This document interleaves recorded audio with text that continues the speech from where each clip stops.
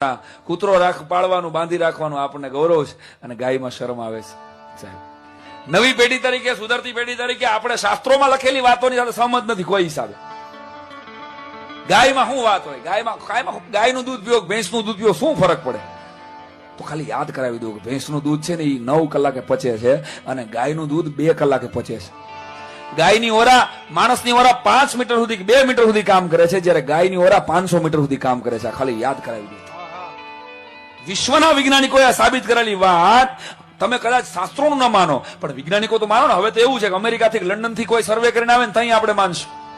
હા, હું કહું છું એટલે તમે નહીં માનો. ભારતના શાસ્ત્રો કે છે એટલે નહીં માનીએ કે આ ગાયમાં ઈ તાકાત. આ તમે જે જોઈ રહ્યા છો એ ગીર ગાય છે, કાઠિયાવાડની અસલ ગીર ગાય.